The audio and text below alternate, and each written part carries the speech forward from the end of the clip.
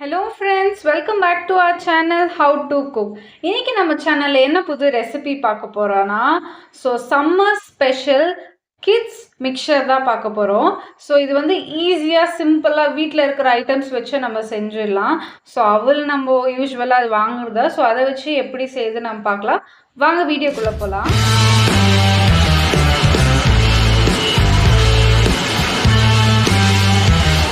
Mixer செய்யறதுக்கு என்னென்ன ingredients வேணும்னு பார்க்கலாம்.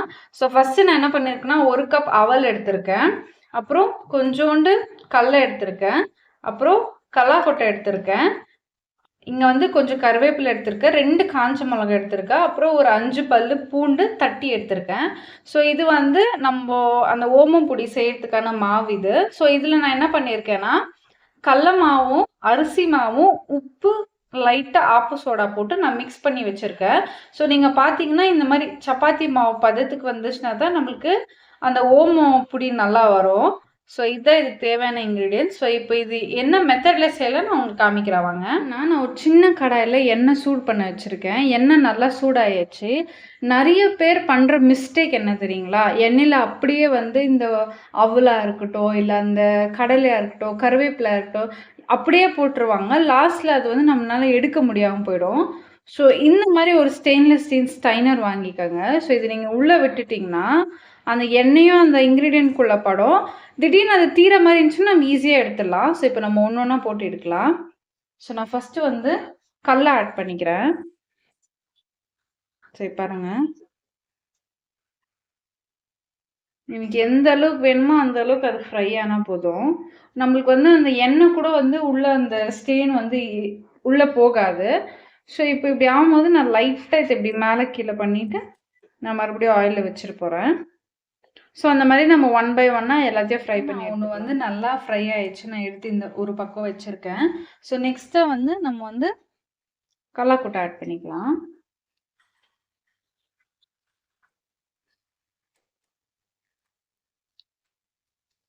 ஆட் பண்ணிவிட்டு எதுனா ஒரு கரண்டி வச்சு லைட்டாக அப்படி மேலே கீழே நம்ம ஃப்ரை பண்ணோன்னா அது ஃப்ரை ஆகி வந்துடும்.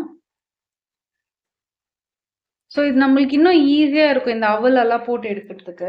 இப்போ இது வந்து நல்லா வந்து ஃப்ரை ஆகி வந்தாச்சு.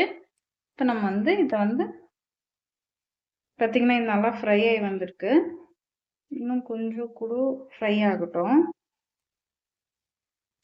இப்போ இப்படி பண்ண உடனே எண்ணெயெல்லாம் இருந்து வந்துடும். இப்போ நம்ம வந்து இந்த பக்கம் மாற்றிடலாம். இப்போ நெக்ஸ்ட்டு நம்ம வந்து கேஸ் வந்து சிம்மில் வச்சுட்டு நெக்ஸ்ட்டு நம்ம வந்து அவல் ஆட் பண்ண போகிறோம்.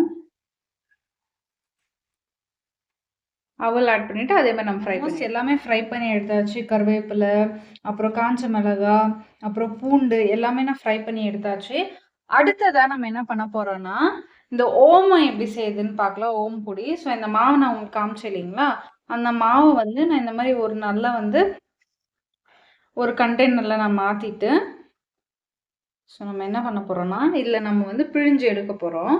நான் பிழிஞ்சதுக்கு அப்புறம் உங்களுக்கு எப்படி வந்துச்சுன்னு காமிக்கிறேங்க. பாருங்க, நான் பிழிஞ்சு எடுத்தேன்.